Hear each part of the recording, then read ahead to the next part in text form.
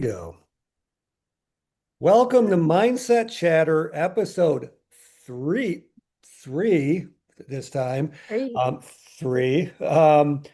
Fabulous rising senior Anna Greenhouse from New York City, as I recall. Yay. Mhm.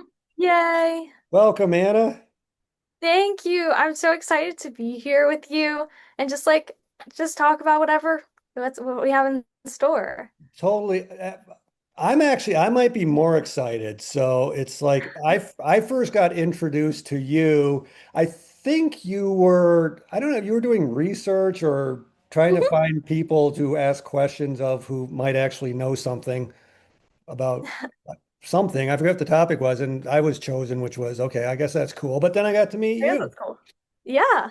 But I think the coolest thing about you, and it kind of started my thinking for the topic today, kind of a beginner mindset and kind of exploring some different mindset things, is I was honored to get it might have been a pre-release copy of the children's book you wrote and Yeah. illustrated, if I remember.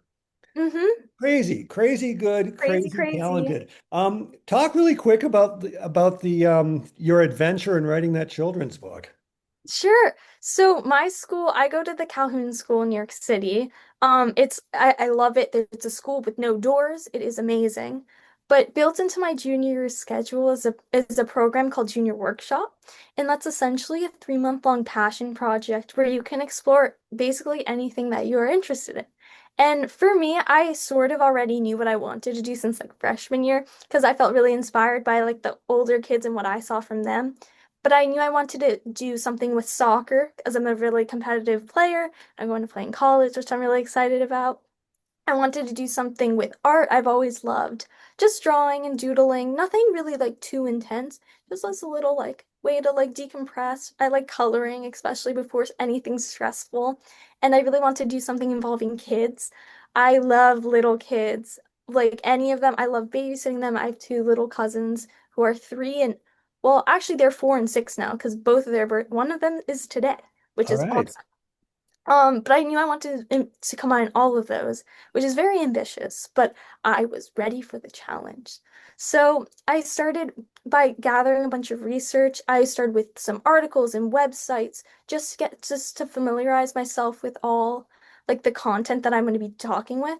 And I reached out to a bunch of people like you to learn a little bit more from the experts about just the topic of like performance anxiety and ways that I can help little kids. So once I started the artistic process, it was so much fun. I love drawing the little characters. My favorite animal happens to be a bunny, and the main character's name is Daisy, and she's a bunny. And just drawing the little characters for me when I was also dealing with like the recruitment process, which is obviously super duper stressful. But having that on the side while I'm helping little kids too was so much fun. It was like a way for me to decompress, just like find a way to be calm in the middle of the school day because it's built into our schedule. I finished the book recently, and I read it to the lower school students. So I read it to the first graders at my school recently. I'm not sure if I told you about that, but it was amazing. They loved it. I was like a celebrity. They were like, "Did you publish it? Is it a real book?" And I was like, "Well, it's not, it's a real book, but I'm working on getting it published and I'm working on finding ways to promote it more." So, my next steps, the book is done, but this weekend I'm heading to a showcase in California in an organization I talked to called Female Footballers. They're going to be there in person too. But currently, I'm writing a blog post for them to help them promote it on their social platforms, just so younger kids all around can like feel inspired and be like a little less nervous when they play. That is so cool. I did not know you had read it to a class and that you're That headed to was publish it. new. I was going to say you definitely need to figure out a way to get that published. So I'm glad to see that you're That's doing the that goal. because everyone needs to experience that book, in my opinion. Mm-hmm. So I think a couple interesting things to me is like if we're talking about, well, before we dive into the mindset things, like Yeah. kind of the lay of found work. I think to me, when I think of our mindset, I think of it can either be a prison that we kind of confine ourselves in, or it can be a very liberating kind of thing. It's kind of like you think and believe yourself into existence of like what you want to do. So I think that's a maybe a good piece of groundwork to lay for this entire conversation. What do you think of that? That sounds great. Yeah. I think the other interesting thing I saw this morning was somebody called a confining mindset or that prison I kind of talked about as lies and BS. And which I thought was interesting because obviously on the surface lies and BS would be like don't believe that of yourself, but they kind of define that as a lie being a limited idea entertained. So it's like we introduce this um, idea in our head that we're only capable of so much, and we actually spend time thinking that it might be true. And then the BS part was just that, and it's part of your belief system, right? And however that gets defined. So I found that to be interesting, lying to ourselves. I think it's not about lying. I think it's definitely training though, because I think you could believe something at first, but that may not be true. But I think if you have a goal to reach it, then it's like more. I think it's more of a training because I don't think it comes to you like regularly. Well, I like that one. We're actually going to touch on that one in a little bit, but I want to get to your book first since we were talking about. So you gathered all of this data, this kind of, I don't know if I want to call it advanced data, but kind of early adulthood kind of level understandings of these concepts you wanted to distill into your children's book. What were the challenges you faced when trying to take some potentially higher level concepts and making them really simple to understand? Yeah. So at least for myself, I knew I wanted to get a very basic understanding of psychology. I think I'm still too young to like get really into the specifics. So when I talk to people, I literally said, "Hey, are you able to explain this to me like as you would do a child?" And I think that helped a lot. And I learned a lot of ways, like a lot of different like physical things. One interview that stuck out to me in specific, I interviewed Dr. Brad Miller, who's a clinical and sports psychologist. Um, we talked about flipping our lid, which is like so it's a hand model. So we have this is our emotional brain and this is like the facts and thinking brain. And we want usually we want it to be like this. We want the thinking brain to be over the emotional brain. It's okay if that happens sometimes because it obviously happens, you'll get upset or anything. But the issue arises when the emotional brain starts to take over the rest of it because it like when you make the fist, this one's a little bit over. So what we're trying to do is we need to open it up and put it inside because it's still important to have, but you want to be sure to have the facts because sometimes our brains are wired to protect us. That I think that's a line that comes back to me. It wants to protect us from the bad and the good. So if it's warning us to do something, that's when the emotional brain takes over. Like, I don't want to play tomorrow because, oh, I'm worried I'm gonna mess up. I'm gonna mess up a pass. I'm gonna mess up a shot. And that's really, I don't know, it's very nerve-wracking because you don't want to, because that's where the emotional brain takes over. But we need to think about, oh, I trained for this. I know what to do. If I mess up, it's okay. And we need to have that facts kind of flip it and have a little bit. But I think that was the physical model that really helped me. And I talked about that to the kids. And then one thing that also helped is that we learned a lot about, I did a feel your feet exercise. So I literally put my feet on the floor and you like you feel each side. So I changed that a little bit to my character was a bunny. So I had my Daisy, I had her feel her paws instead of her feet. Just because I think that's a good way an animal wise. I didn't, I didn't really want to draw people, number one, but I think also having it be an animal, the kids can relate, but also not be scared because of these like cute little cuddly animals. And one other example that comes to mind is that we did deep breathing, which helps a lot. So you go breathe in for that, like, and you can tell kids to breathe, but they'll be like, and like, it's not going to be very beneficial. But then I sort of changed into breathe in and smell the brownies, and they'll really like take a really deep breath. And then I said blow out and blow out the candles. I think having little activities and little visuals to help them, it helps me as well. I feel like I'm a very visual thinker. That helped me sort of put them into the book. And I can also draw it out too. So I have Daisy, she's breathing in the brownies and blowing out the candles, and I have a visual of that too. So I think Well, for me, that helps me understand, and for the younger ones as well. yeah, that's wow. Like there was so much goodness in that little thing.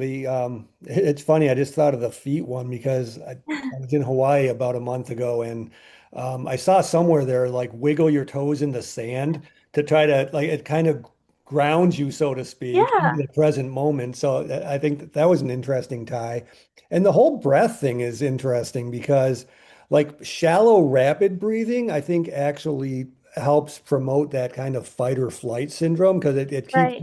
it keeps you very anxious because you're like right as opposed to that deep breathing kind of creates a calmness and a space between what's happened to us and how we're going to respond to it instead of react. So that was really kind of cool. And Yeah. I loved your emotional brain, thinking brain. I've heard of that described before as like that emotional brain of us is an elephant and our thinking side's the rider. Oh, And like the rider wants to take the elephant where it wants to go, thinking and all of that stuff. But if you don't help train, control that emotional side a little bit, who do you think's going to win, the elephant or the rider? Right? If the probably elephant the decides it, elephant. yeah, if the elephant decides it wants to go left, it's going to go left unless you can convince it somehow. So I like that. Hmm.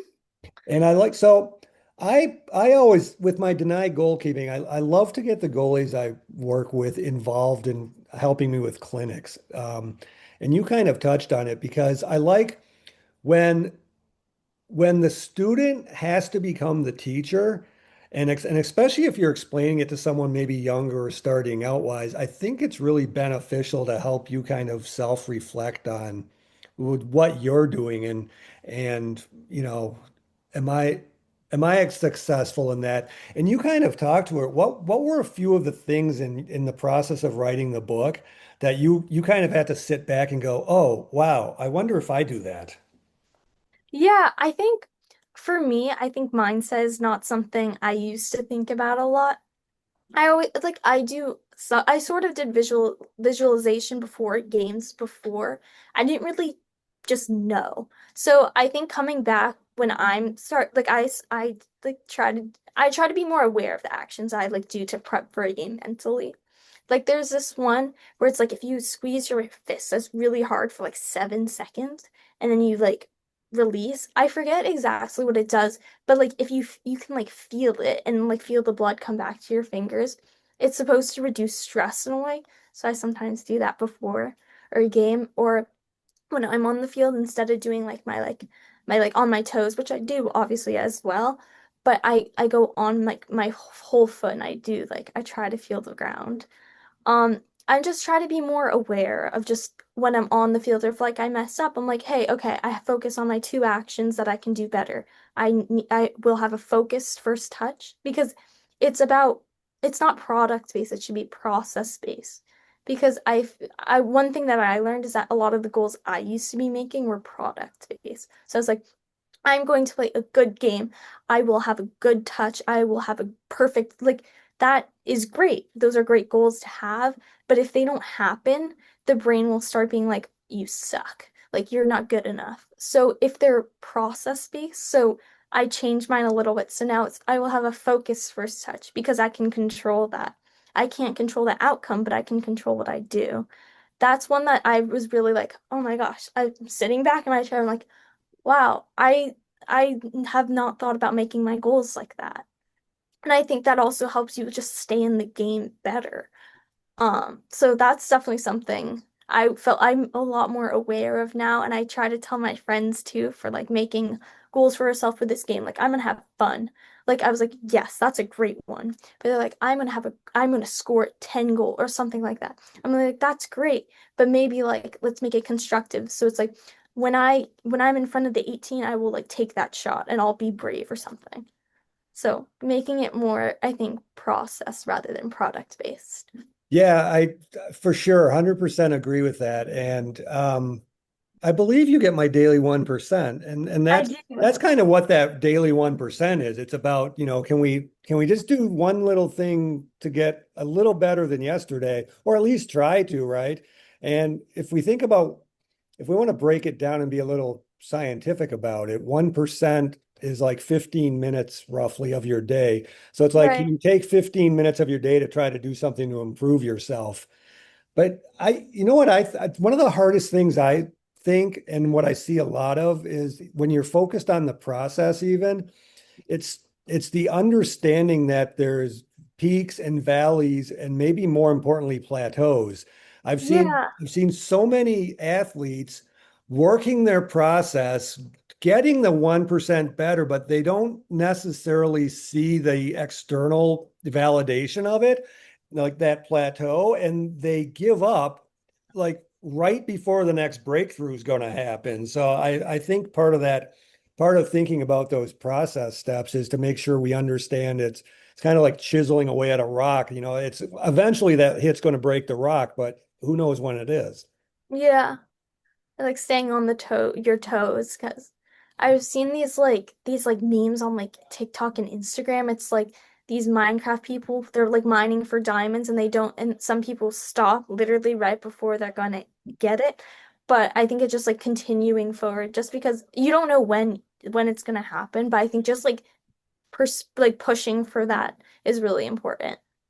Do you have an example, or have you experienced a time when you've wanted to give up on something because you thought you weren't progressing, but you've persevered, and all of a sudden it's like, oh wow, look, I did it.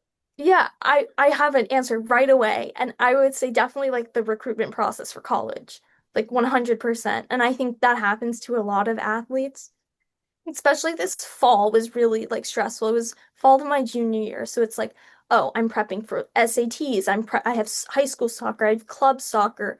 I'm training. I've tr like like I have to train on my own. I'm training with my weight trainer. There's just so much going on.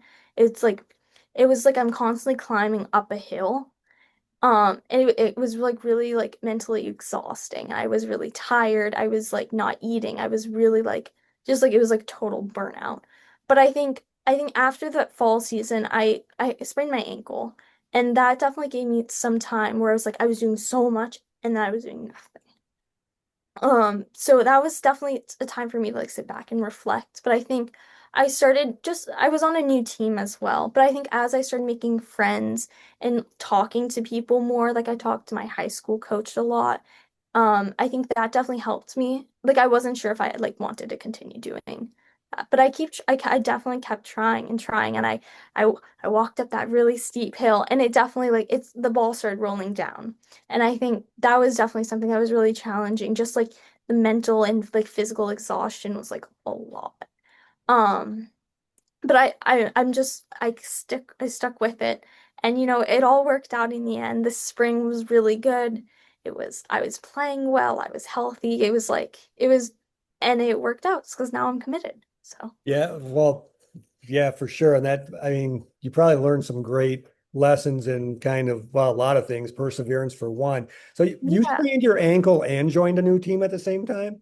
Yeah, I play for my high school team and I play like games with them. But then I did a high school pilot program where I was playing with my new club, and at that one of I think it was in October, it was at practice, I just boop, I sprained it. So how hard was it for you? So you're in a new environment. You probably have this internal desire to, I don't want to say impress people, but make sure that your worth is showing and that For I'm a sure. valuable contributor of the team. How did you balance and deal with the having to take it a little easier, having to scale back because of your ankle, and at the same time make sure people knew what you were capable of? Yeah, I think just coming into a new team is hard for anyone. For me, I was playing now in a national like league, which is really exciting. Like, let's go. Yeah. But also, thanks. But I think socially was a lot harder for me just because the girls have been together for a really long time. They weren't mean or anything. I'm just a really quiet person when you first, like, especially with a large group of people. I didn't want to be like, hey guys, I'm the best on the team. But I just wanted them to see me as like a teammate who they can, I think the value or I just wanted to be a trustworthy person, both on the field and off the field. Just so you know, like, hey, I belong here for a reason. I think taking me out of the game was like, it was just disappointing. But I still went to some practices when I could, when the high school schedule allowed.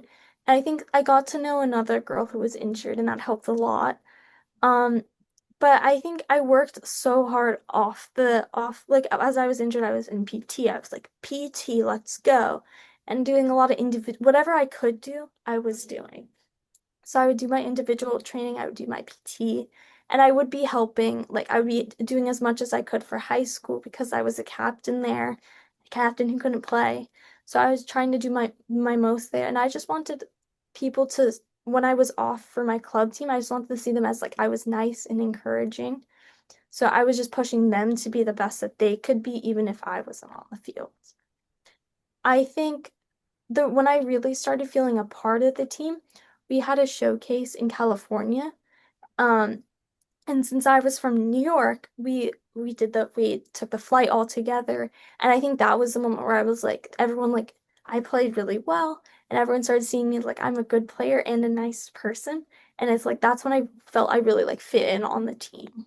Because I was like not like I liked isn't the best word. I was trusted. I think that's the best word to use.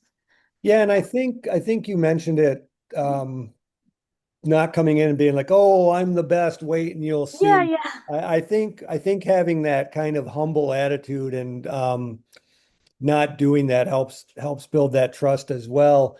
And the other thing you said, like being a captain that couldn't play, I think and like I think that's so valuable for your growth as a leader because you get a perspective of, what's it like to lead from the sideline? What's it like to lead as more of a role player or a bench player than, oh, well, I'm the captain because I'm always starting and I'm leading by example on Yeah. the field. You actually got a more well-rounded view of what it might take to lead people. hmm Yeah, it was definitely different from, not different, but like for my high school team, it's like the quality of soccer. We have a lot of people who are completely new to the sport, which is so much fun to be around. And I like genuinely love like helping them improve and grow. But I was also a person who would be on for 90 minutes. But I think from the sideline, it was still like my attitude did not change. Like I was still, when I'm in like a more leadership role, which is, I'm not a very I'm working on it. I've been working on it for a very long time, but I'm more of like a person who's very encouraging, like one-on-one. So I definitely worked a lot on like just speaking louder. I'm like, good touch, or like keep going, or but also like being constructive while being kind too. I think that's like the most important part. And it's like it's really fun. Like when I grow up, I like I think I want to go into physical therapy so I can help young athletes, but I also want to be like some sort of soccer coach, but for really young kids, just because it's so much fun to help people. I love the game. I love playing. But I think there's something special about like being on the side and coaching a team to success and coaching like little kids to learn to love the game and learn to love the people that they're around. Well, it sounds like you have found your sweet spot for your path forward. I mean, you love soccer, you love teaching, you love young kids, and you're into the kind of the sports psychology, performance mindset Yeah. stuff. I think that is such a great blend of skill and passion that can make such a difference to the younger generation that wants to explore something new. I think that's awesome. Yeah.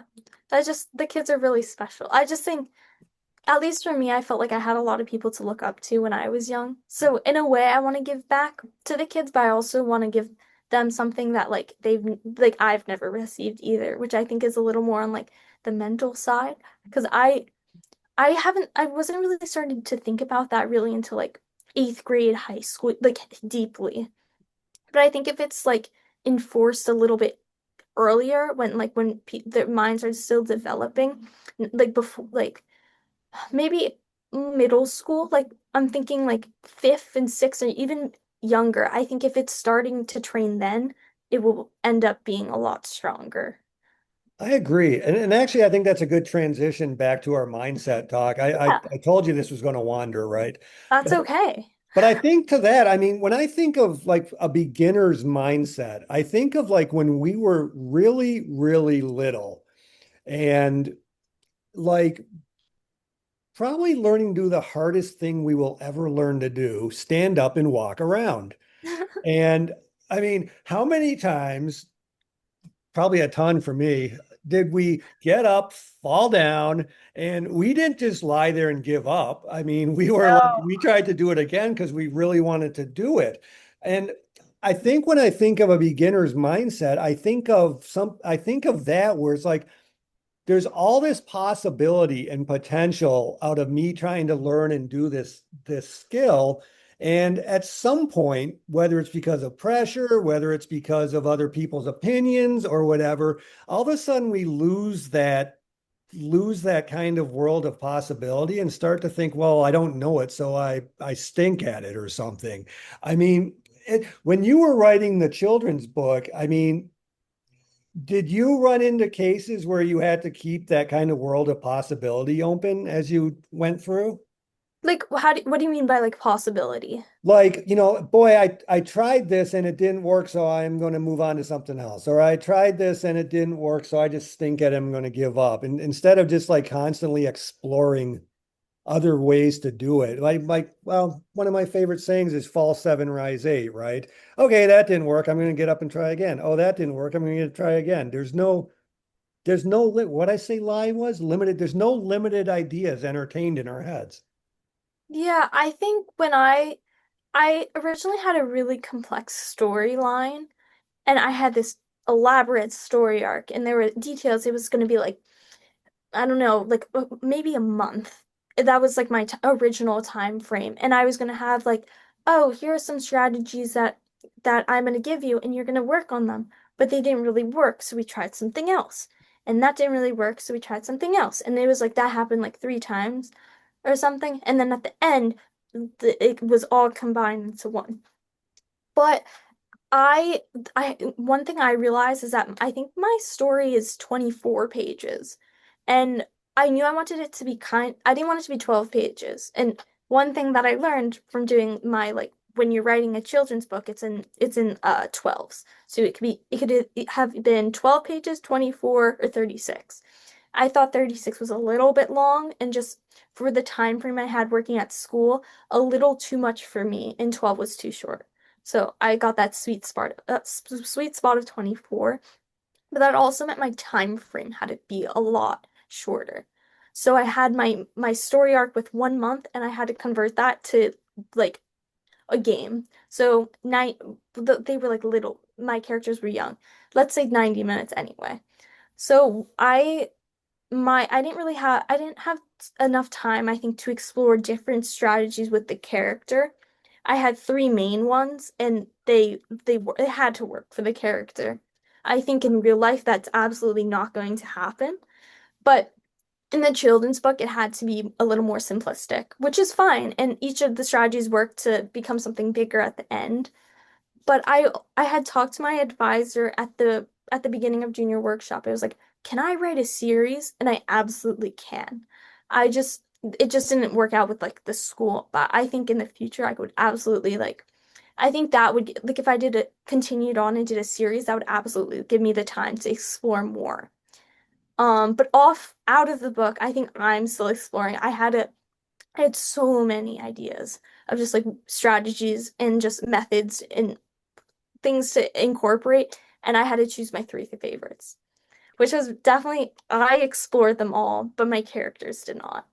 Sign me up for the advanced copy of the that next one's in the series, by the way. Oh, absolutely. I think you said something really interesting that made me think of something that I have this avenue, I have this way forward, and I need to do it.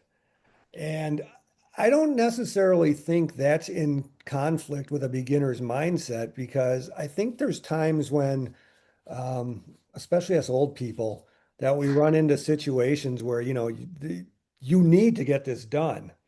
And, Yeah. maybe you get let go from a job and you need to support your family. So I need to find a new job.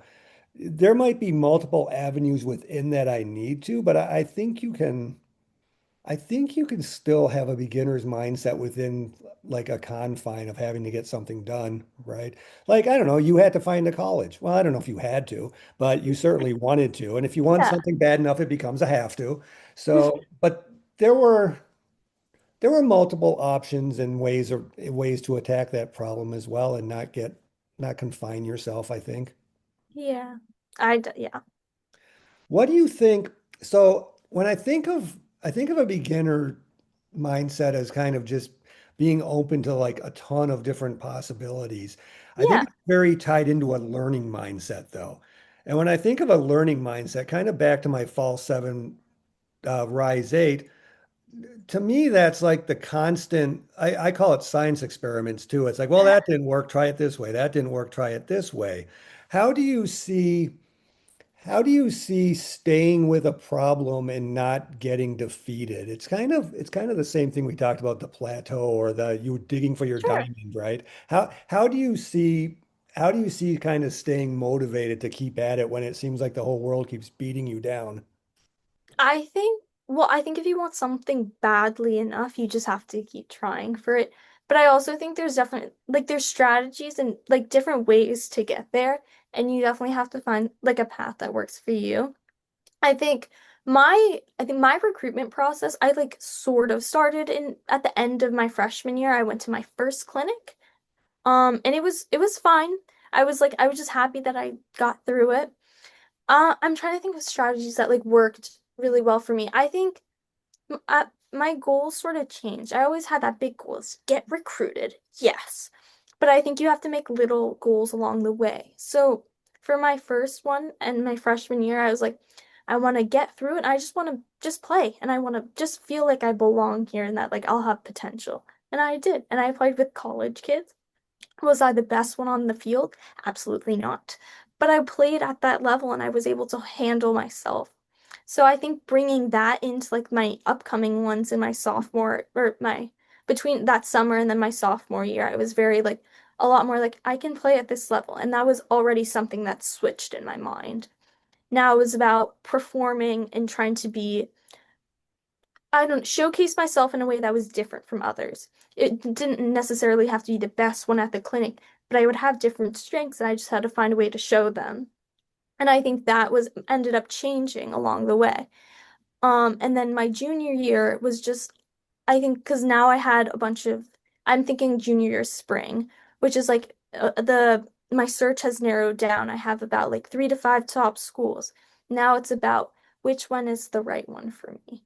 And it's like, and when I found the one, I was like, this is wonderful. And like, I feel great here. So I think it's about having like these little goals along the way.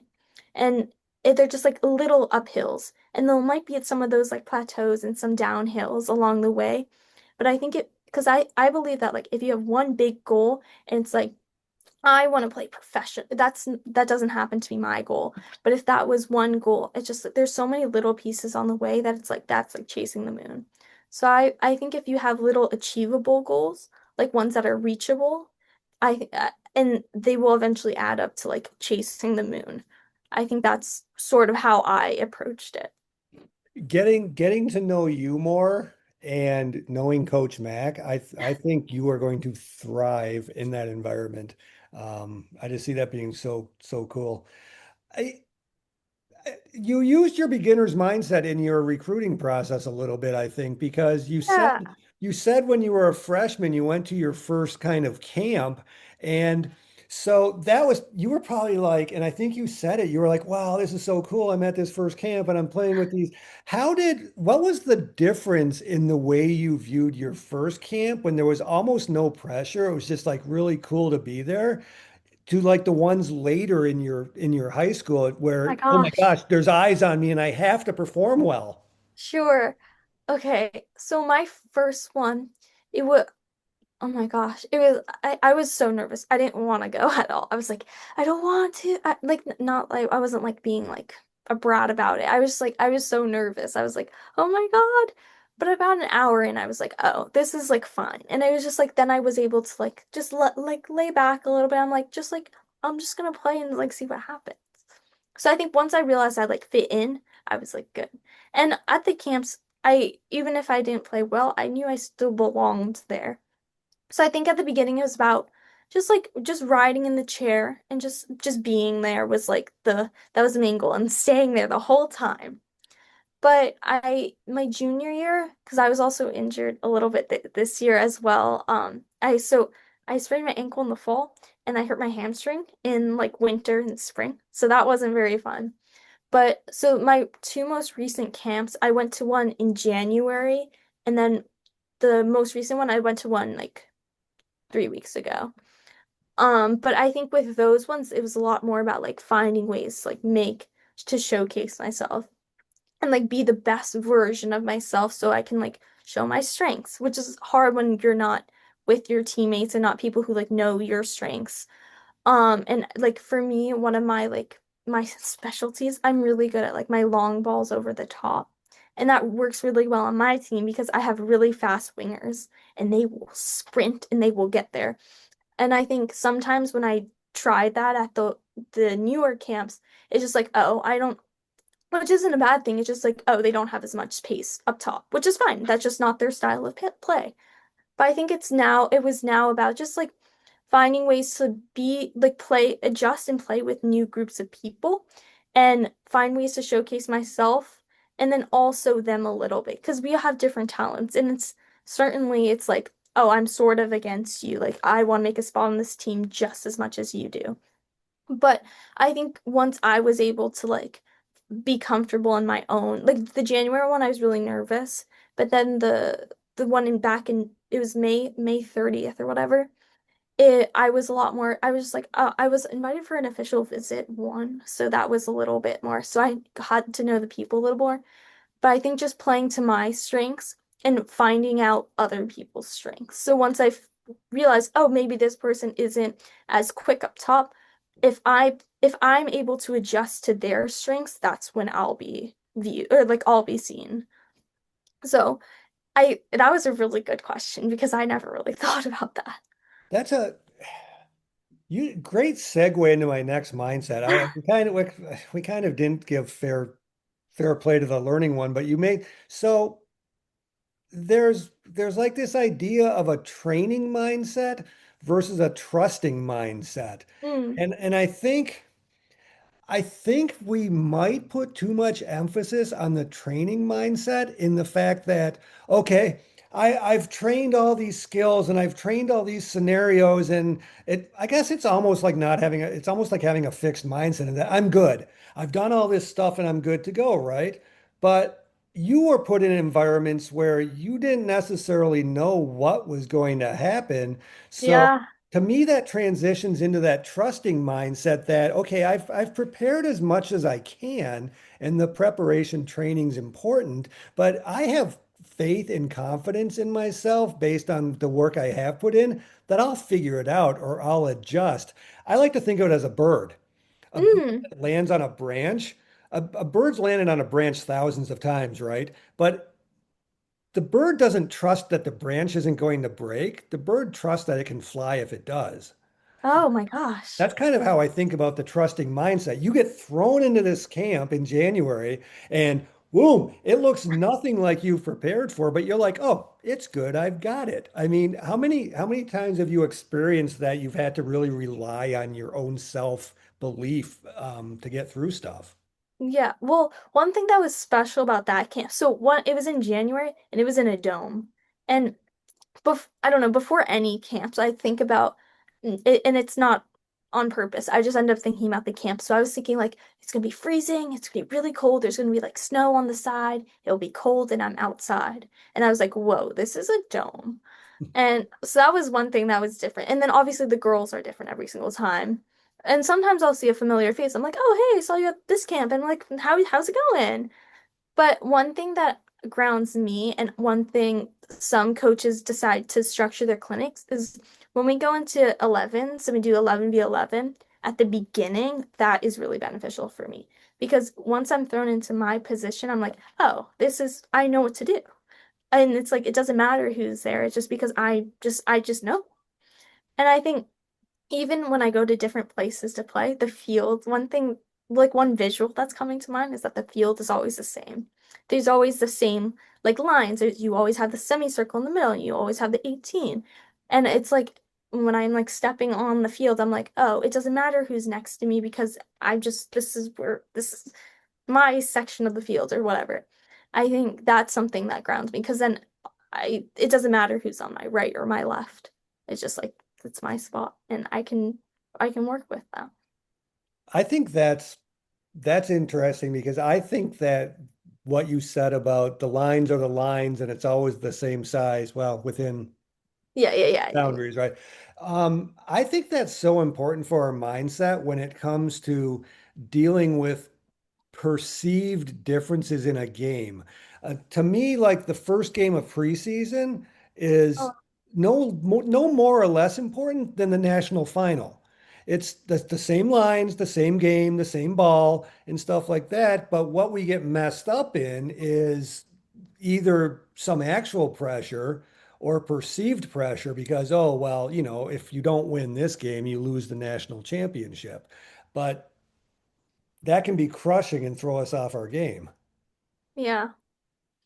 I think when I'm thinking of I think I'm thinking about my differences between high school and club. And I play different positions there, but I don't know. I have this like visual in my head. It's just like the lines of the fields are always the same. I don't know. Just having that like consistency is good. But I think obviously I feel like the national tournament is going to be more important, but I think it's important also to come back and like to ground yourself. It's like it's a game and the like think about like the purpose of it. The purpose for me is to have fun. Maybe some others is like purpose is to win, win, win. And I'm all for winning and being competitive, but I'm doing it for like my enjoyment.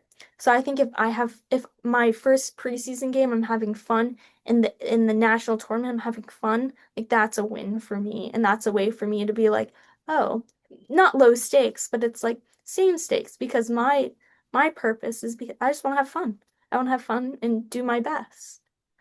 Well, and I think even maybe a more detrimental side effect of those pressure games is Yeah. that if you don't have a good individual and kind of collective team mindset or a good culture, those pressures can start to kind of impact interactions with each other, right? Hmm. The perfect ball's put at your foot and maybe you don't, maybe you have a bad touch and the next thing you know, your teammates losing their mind over you because, oh, that could have been the and that, maybe in a game that there was less pressure or less exposure or whatever, maybe that wouldn't have been a big deal. So I Yeah. think kind of back to kind of building up that mindset, individual and collective, so important on that too.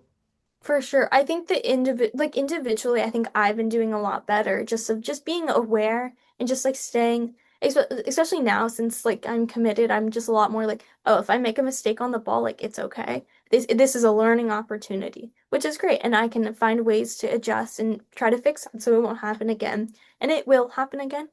But just finding ways to like go about that, I think. So Yeah. I think the next, okay, so now we're really getting into your mindset a little now because I think the next mindset you're going to experience is, and I've heard it called different things. I've heard it called a champion mindset. Maybe you could call it a mastery mindset. I don't know, but it's basically potentially up to this point in your soccer career, you've relied on your talent and what you're comfortable with training. Maybe you pushed a little bit, and now all of a sudden, you're going to enter an environment where maybe there's 20 of you. Oh my You know, gosh. same skill, same talent, stuff like that. I mean, what challenges do you see in all of a sudden being like, oh wow, is my talent going to hold up? And how hard do I have to push myself beyond this next boundary? How do you see that playing out for you? Well, I think in the next my like long-term goal in the past was just be good enough to make a team. And that was that was more of like a good enough. And I think now it's about maximizing my like potential for when I begin my college season. So when I talked to Coach Mack, I was like, I told her I want to start. That's my goal.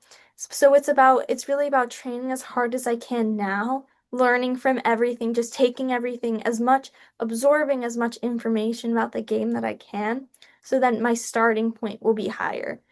Because where I start is where I start. And if I start here, that's what it's gonna be. If I start there, that's also what it's gonna be. So I think maximizing that potential. And then once I get there, there's going to be really talented people. And that's happens on, and I'm excited for that. And it's definitely going to be a lot more than competing for minutes. But I think when I was looking for a school, I wanted a team where I could be competitive, like I can be competitive with my team rather than against my own teammates. So I don't really think of it as like I'm competing for minutes, yes, and I understand that, and I will, and that's great. But I'm thinking if this other talented player also wants these minutes, if we both go 100%, we're making ourselves better. And I think my what I want to get out of the college soccer, I want to have so much fun. I want to win and I want to improve and I want to play. But I think improving might have to come before minutes. So if I can go 100% in training, I'll get better and my teammates will get better and we'll push each other to this next level. So that's sort of how I plan to approach it. It might not go that way, but I think with like competing with is like very important to me. Yes, I love that. You just made me, I was like, that is such a great mindset to evolve the whole program, not only yourself, your teammates, and the entire program. But right at the end, you said, the compete together kind of thing. Yeah.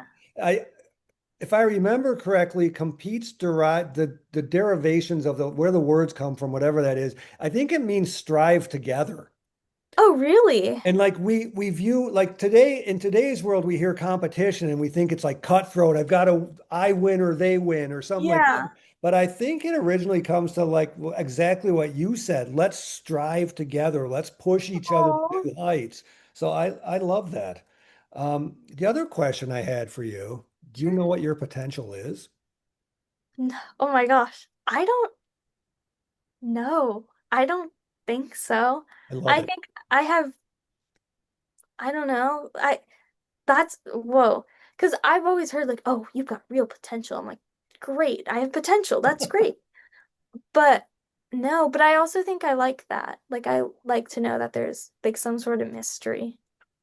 I I don't like I was hoping you would say, I figured you would say you didn't, but um, you made me think of like, and I don't know if it's chemistry or what it is. I'm not a science person, but like kinetic energy and potential oh my energy. gosh. And to me, it's like we can work a lot and do stuff. We can train, and I guess that's kinetic energy, but I think we do that to keep that potential uh, limitless. Yeah, No, I no think lies that's and good. BS. Sorry? No lies and BS. No. Yeah. So the other thing you made me think of too, so kind of on that potential thing, that's our ceiling. Okay. That And makes how do you view, because the other way I think of, I don't personally, I've heard some people say that, well, focus on your strengths and, just really, and you talked about it a little bit at the clinics. yeah. I'm gonna showcase my strengths.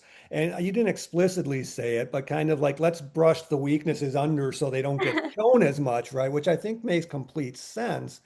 But I think if we're always doing that, the gap between our floor and our ceiling gets Oh. very wide. And I think that leaves a lot of room for our minds to kind of wallow in the gap. So I'm kind of big on raising our floor as well. I mean, Mm. what do you think about like when you think about training or how you're going to move forward preparing for stuff, kind of raising that floor as well as our ceiling to maybe keep the same gap? I mean, what are your thoughts on Yeah. I think. Well, as you were saying earlier, when I go to a showcase, I think my goal is just to showcase all of my strengths and during a showcase, when I'm just trying to be my best version, I do brush aside, I think the weaknesses, not necessarily hiding them, but just like locking them like a little further. And I think that's okay for a showcase. But when it gets time for practice, like I think that's when you really have to dial in on like those weaknesses and just training for it. So one thing that I try to do during my high school season, since it's a little bit more of like a lower level, like lower stakes, I happen to be left-footed, super cool.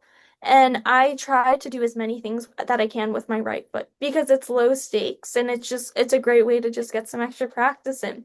And I don't know if a lot of like other athletes get to have an opportunity like that because I'm also playing with club and I just balancing both, just having that option just to like try something totally new and then like having it not matter at all is really great. And I just think it depends like that sort of depends on the environment that you're in. But as when I come into club training though, I feel I'm always trying to just learn as much as I can before I go to college. I mean, and even that's going to continue at in a college team. I'm going to continue to learn and grow. But I want to have my starting point be as high as possible. So I think a lot of my like pushing up the floor training happens on my own, which so that's technical training on my own, like getting that right foot good, just making sure I can do long driven passes or whatever. And I think that's when I like don't like not that I don't care, but I can just do whatever I want and just like try things new. And then when it gets time for club, I want to work on the weaknesses a little bit. So I think that's when it's like both. So I do weakness training and I do strength training because I also want to make my teammates better. And then I think when I go to like a showcase or a clinic, that's when I want to just highlight the strengths because I want the team to do well. Because I think if you do work in like I strongly believe in like you play the way you train. So I think if I train my weaknesses then it will eventually show in the show. Like I personally don't believe that like I should try something totally new in a showcase unless the opportunity is given. Like I don't I if people are watching is what I'm saying. But I think if I try something new in practice then and I can build that confidence, that is when I'm ready to showcase. And I think that's when the floor moves together. Yeah, I liked your like my training thing I say a lot is that we don't we don't rise to our ability, we fall to the level of our training. So Hmm. it's like when stakes get high, I mean, there's a few people that are, I guess you call them gamers that can turn it on and really show up when it matters. I don't feel that's sustainable over a long haul because eventually, I don't know, you get tired, you burn out or whatever, and you're going to fall to what you know. Yeah. I also love that you said you very much touched back on the beginner mindset and the learner mindset. When I'm on my own, and it doesn't. I think you said it, not that I don't care, but it's like I can screw up 20 times in a row and it's okay. Nobody's watching me, nobody's judging me. I'm just going to keep working on it. So I, Mhm. I, I really did like that too. Yeah. I don't know. I feel like I'm like, well, there's no one's around to watch. And even if people are around to watch, I just don't care. So, I like it. And I also, it's funny because you made me think of two things. The one was trying something new. I think one of my six cats is trying to claw me to death. Um, I think sometimes as an observer of people trying to prove themselves, if that's what you want to call it, I think it's kind of cool to see somebody take the risk oh, for every sure. once in a while because you're like that that really shows some good confidence and like wow when the opportunity arises to do something, she's not afraid to go for that. The other Hmm. thing you made me think about is not necessarily hiding the mistakes, but and this is more goalie focused because I work with goalies a Yeah, lot. yeah, You always get you always get highlight video and things, right? yeah. My thing I love to do with the goalies is, hey, send me a blooper A video. blooper. That's I want hilarious. I want to see the goals that went in. I want to see how you react to getting lit up a few times in a row. And it's usually some funny reactions because people don't want to be like, "Oh, well, geez, here is me failing, so to speak." Well, I like how you phrase it as blooper too. It's like almost like a lighthearted, like silly thing. Like just send me the bloopers, not like hey, can you send me like what you let in or something. I just think that phrasing is also like very positive. Right. Oh, and but just for future reference, we never tell goalies they let something in because Oh, okay. I've never known a goalie that's let a goal in. They might get scored on, but all right. Well, I want to respect your time, so I've really got two more things here. That's so okay. So I know I could talk all day to you. Me So too. I read something and I got a few notes on it about they called it a bulletproof mindset. Mm, So I'm not sure I agree with the term bulletproof mindset because back to your kind of your thumb and fist thing, I think it's constantly contracting and expanding and trying to deal with that emotional thumb of ours. Um, so I'm gonna I'm gonna run through these bullet points in terms of mindset and like keeping a really good, strong mindset and get your thoughts on it. So the first bullet on having this mindset was to have clear goals, knowing exactly what you okay. want. How important do you think to your mindset is having clear goals and knowing exactly what you want? Clear goals are good, but I think it goes back to what I said earlier. Like you can have a really like a moon goal, but then I think you need the little ones along the way. But I think having them clear is very good. Like knowing what you want is good, but I think it's also important to recognize when one is too far and you need little steps in between. I like that because you talked about process earlier on, so Yeah. working the process and not getting too focused on that moon goal, I think you called it. Yeah. Immediate feedback. How important is immediate feedback to either from yourself, your Okay. environment, or somebody else in adapting? How is important is that to keeping a tough mindset? I think for me, I don't like and in some most of the time, like if it's on the field and it's just like a quick thing like, hey, let's fix this, I'm like, that's great. I think if it's a little more constructive, I'd like to do that not right away, just because I think that messes with my mindset. So I think it's important to self-correct on my own, and I think almost immediate feedback from myself is important, but I think when it comes in terms of other people, I personally don't want it to be completely right away. I think it's important to take a step back and just like rethink about that before the conversation happens. I think the self-correction's huge. Yeah. The awareness to recognize that and adapt because I'm not a big fan of, especially at the youth level, coaches constantly barking out instructions. It's like we have to know how to function by ourselves. It's good. It's good up until a certain point, I think. Yeah, I agree. And I think the same would apply to parents probably yelling from the sidelines as well. It's like, oh, okay. Do you prefer to be called out in front of a group on something, or do you prefer to be pulled aside? I personally, I like to be pulled aside. I think both happen to me. Like the other day, I had practice on Sunday, and it was a smaller group of people. Not that I got called out, but like we stopped, the game stopped, and the coach talked to me. And it's fine. Like I'm okay with that, especially since it was a smaller group. I was like, that's okay. And if it benefits the rest of the group, I think it's fine to be done in person. But when I think I best get feedback when I'm like off to the side or just like alone or like a little bit later, just because then I think I have time to properly respond to it and also ask follow-ups. So I think if it's completely like if it's individual, I prefer a side, and usually I do. But if it's like if it would benefit like I play outside back. So if it would benefit the other outside back, then I'm okay with that. That's what I would I think that fits into you being a little bit of an introvert, say. which I'm completely surprised at, by the way. But I'm actually an introvert too, which you're probably completely surprised about. So, okay, how about actions merged with your awareness? How do you see that fitting into your mindset? Your awareness and your actions interacting. Well, my actions and my sorry, Your awareness. Like it my kind of goes back to your self-correction, right? When you're aware that you've done something, like that, those self-corrective actions or how you yeah, respond. I I definitely think you should be aware and just I don't think you should let it take over you entirely though. And I don't want to be like hypocritical because that certainly happens to me sometimes, but I think definitely being aware of the actions that I take and just responding to mistakes as well.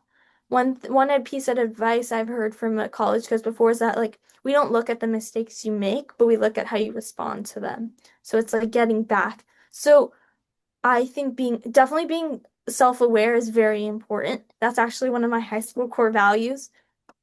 But I just don't think to let it like be aware, but don't let it like take over you. Yeah, I think that goes back to the fist, which sometimes the thumb pokes out. Sometimes we Hmm. gotta be And kind that's of okay if it happens sometimes. right. It's just Exactly. managing it. I think it's a very similar analogy. Um, how about okay, this is one of my favorites. I don't want to call it the rule of thirds because that's used everywhere, but it's kind of like balancing your challenges. How important is balancing the challenges for your mindset? And by that, I mean, I like to, a third of the time I should be successful, a third of the time I should fall flat on my face, and a third of the time I should struggle. I think that's good. I think definitely a balance is important. I maybe I would switch the proportions a little bit. I would say actually I would I myself would prefer to obviously be successful like a half the time and the other two be like a fourth and a fourth. I think having like but like a circle like I don't know if you like like the reduce, reuse, recycle, like that's sort of what I'm thinking of. I'm like it moves in a circle. So having touching a little bit of all sides I think is really important because they'll ultimately help you. Yeah, I like the that circle. It would be like Yeah. execute, reflect, Yeah. implement maybe or something like that and re-execute. That's a Yeah, constant. yeah, yeah. It's back to the fall seven, rise eight. Ooh, that didn't work. I'm going to try this. That didn't work. I'm going to try this. All right, I Hmm. like that. How about next one? Deep presence is the bullet point. So I think by that it's like full immersion in your current moment, but Oh, being fully present. no. I think no. Only because I think if it's too much, at least for myself, I would say no. If I focus too heavily on like a mistake that I made in the moment, first of all, the game is still going on and there's time. Like sometimes, let's say I make a mistake and it like goes to the other team, I'm focusing, but I might get the ball back in like 3 seconds, and now I'm like still thinking about this one thing I did wrong. I think it's important to give it like a quick thought, like, hey, I don't know, maybe this, but I think there's a not there's a type of narrator. It's like an omnipresent narrator or something. It's like the third person, but they know everything. I think it's like when I play, I feel like I'm in my shoes, but like I'm kind of not in a way. Like there's one part of me and I'm like definitely playing. And there's another part it's like watching me from afar almost. So I think I don't like the idea of just being completely too in the moment.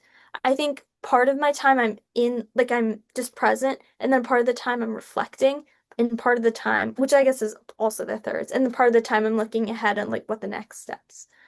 So I think usually I'm looking ahead at what I could do better, not really dwelling on what just happened or staying, but just like keeping just an eye on the future and just what I could change now.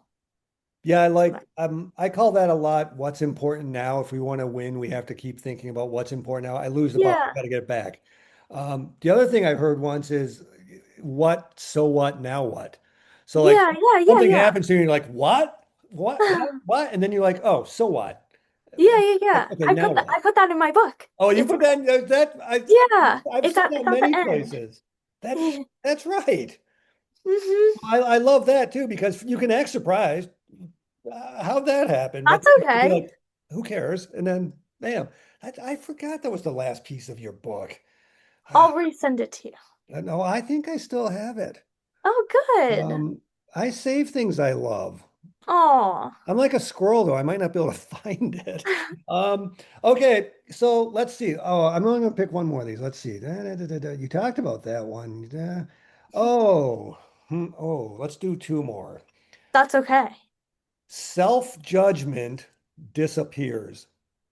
No self-judgment. How important is that for your mindset? I think it's important to have self-judgment, but I think I think a lot of all my answers have been about a balance. I a balance is really important because I think it's you should have self-judgment and like, oh, like, well, that wasn't good. Like, and like, take accountability for whatever you just did because it matters. I just don't like the word judgment, I feel like, because I think that like sounds like a negative word. I think a little bit of that, but once it becomes like I'm judging others or others are judging me, that's no good. So a little bit. Like, and I think if it were myself, I would just phrase it a little differently. But Maybe it's just more I like think it, self-analysis. that yes, like a little bit, but not too much that you're like taken away from the game. Right, because then you get into, I don't want to call it overthinking, overthinking Yeah, what just happened. it's sort of overthinking. Well, and then Tracy, your voice in your head starts telling you all the reasons why you shouldn't have tried it, or I'm not good enough. I told you you couldn't do I that. should quit. Like, Yeah, but I actually think the worst part, it isn't the beating yourself up or having Tracy try to convince you to quit. It's that gets projected into the future. And then now you're like, oh, I have to make that the next time. Or right. my teammate's going to roll her eyes, or the coach is going to pull me, or I'm going to lose my scholarship, or whatever, right? All of a sudden, this weight of things that may not even ever happen and probably won't happen, all of a sudden we're all too worried about that. Yeah. And then how are you supposed to play in the moment when you're all worried about what happened, what's happened, and what might happen? Yeah. Can't I actually control it. Yeah, I was gonna say Yeah. back to the previous one about like staying in the present. I think present is good as long as you're not, but when you're dwelling on like, I guess that gets weird with like the tenses, but like a little bit, you should stay in the present moment and like a little bit in the future. And you know what's cool about the present moment? Yeah, what? It's it's never happened before, so nobody knows what's going to happen. That's so, oh my gosh. This is a present right now, but It's there's never been another one, and we have no idea what's going to happen. How cool is that? that's very cool. Right? Okay. Uh-huh. Okay, last one on your bulletproof mindset. Both of them. Remaining emotionally neutral, keeping your thumb where it belongs. Oh. I think for me, I'm kind of a like this person. Like, and it's like, I'm sort of like this. Um, I think it's important to, I don't think if you have no emotions when you play, like, I feel that's like sounds sad. I don't know. For me, I'm definitely like more not an emotional person, but I definitely feel when I play soccer. Like I feel tired and but I also a lot of the times I feel happy because I'm with my team and I'm like, woo, I'm playing a game. But then also sometimes I'll feel a little like not sad, that's not a good word, but I'll just a little let down because maybe we're losing or just I'm not up to like par, or a little stress. And I think it's important to feel like those emotions because I think that's also what's fun about soccer is that it induces all of these like feelings. And I don't know who I've told a lot of people that I think I feel the most when I play soccer. Like the my most stressful emotions come from soccer, my most sad moments, but also my most happy moments. So I think if you're completely emotionless, that's like I feel like you can't enjoy the game if you don't feel anything. I think Maybe. you probably feel the most in soccer because you love it so much and Right. you're very passionate about it and committed to it and care. You care about it. So I think that's probably why that is. I tend to agree with you, except for one spot.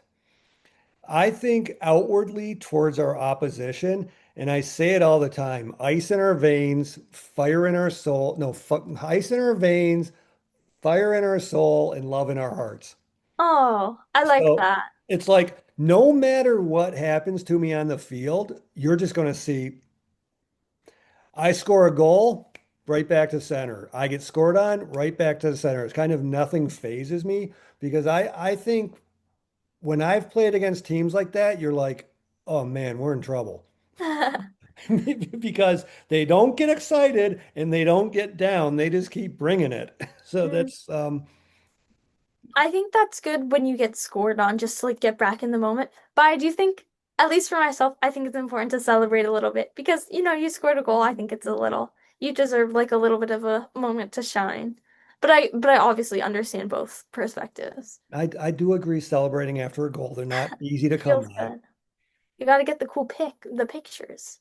Oh, true. When you're sliding on your knees for Hmm. 20 Oh yards. yeah. Okay, last one. This goes way back to the beginning, and we're Sure. working on it. So you're a very creative person. You love writing, you love drawing. Um, how have you been able to blend together your creativity with your technical skills of soccer? How do you feel being an Uh-huh. artist has helped you play soccer?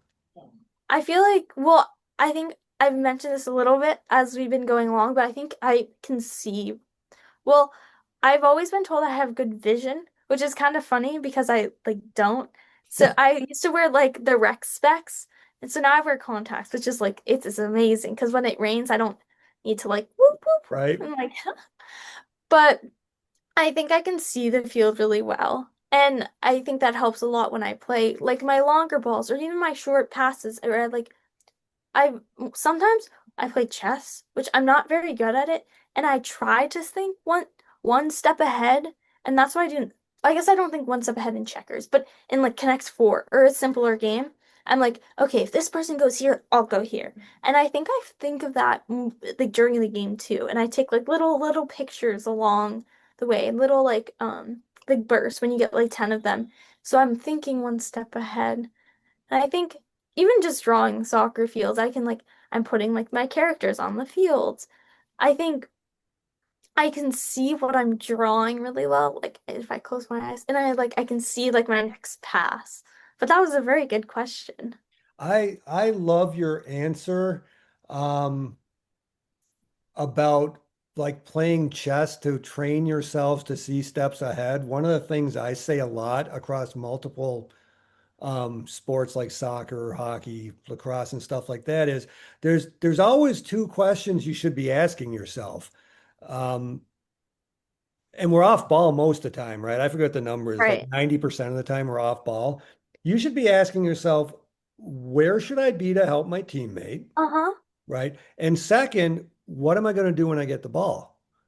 So Hmm. I think training that ability to think those steps ahead, and if your entire team's thinking about that, where should I be to support the ball? And what am I going to do when I get it? If we're thinking those one, two, three steps ahead, imagine how hard you'd be to beat if the whole team was a heartbeat like that.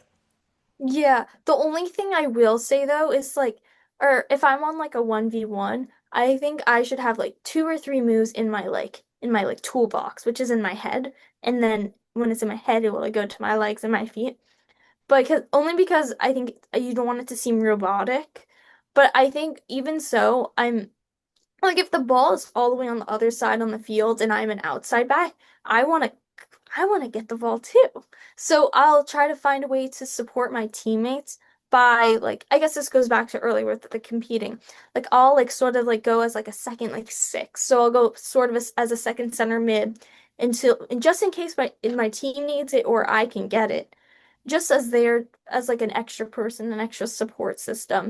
So I can, I don't know, either if that's changing to the other side of the field or just like 1-2 and just getting around the teammate.